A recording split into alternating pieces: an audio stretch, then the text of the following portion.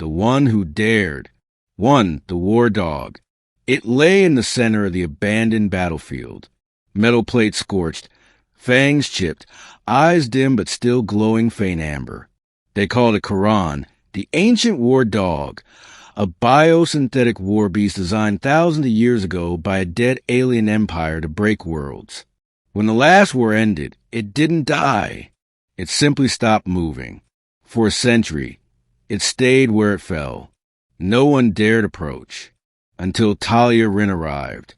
Two, the brave. Talia wasn't a soldier. She was a xeno-historian, barely 22, with more curiosity than caution. She had read every fragmented archive about the war dogs, how they had once obeyed thought commands, communicated through pulses, bonded with a single master. But this one had never been retrieved. It had no master. So she went to it. 3, the warning. Locals screamed when she crossed the fence. You'll wake it.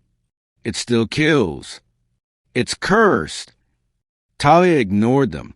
She walked across the overgrown field, past ruined drones and rusted hulls.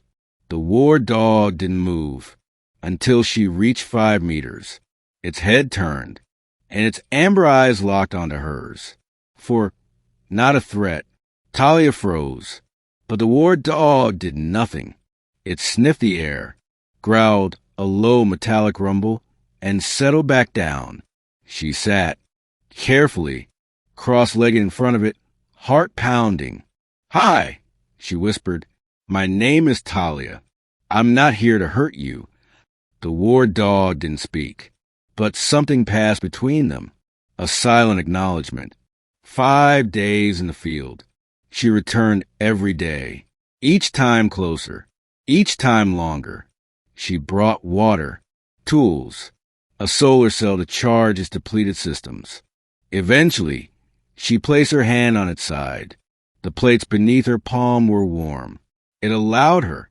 6, reawakening. She discovered its name was Korran X5. Its command drive was shattered, but its memory core was intact. It remembered the wars, the voice of its first master, now gone for centuries. It remembered waiting, and waiting, until now, until her. 7, the bond. One night, as a storm rolled over the dead field, lightning struck too close. Talia slipped.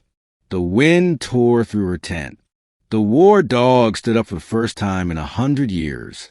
It moved beside her, lowered its massive body, shielded her with its armored back.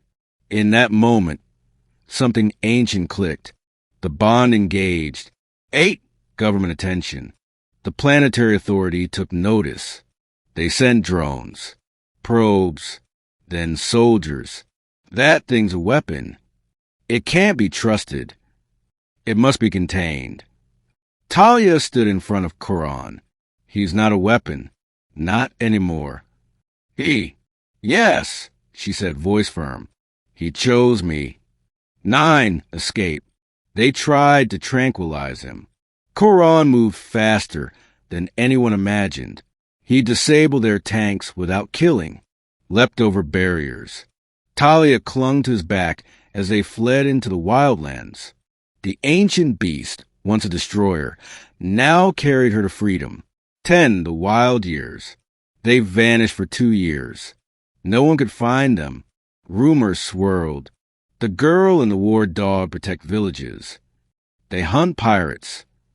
They broke a slaver ring in Sector M.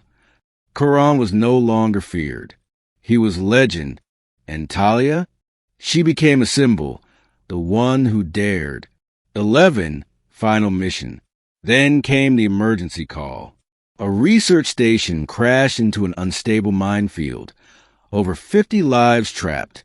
Rescue teams couldn't reach it. Talia and Korran did. He bounded over seismic traps, tore through wreckage, and helped carry children out 2 at a time. On the last trip, the field collapsed.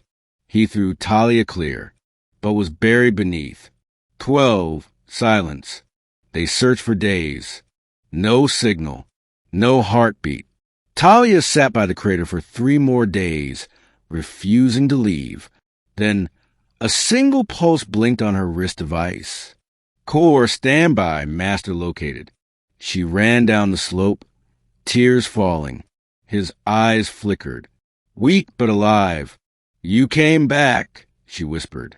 His response, low and graveled. Always. 13 today. Years have passed. Talia is professor now, teaching about ancient war systems and interspecies trust. Korran sits beside her lectures, calm and watchful. Students ask, "Were you scared?" She always smiles and says, "Of course." But courage isn't the absence of fear. It's choosing to go anyway. Just like she did, when no one else would.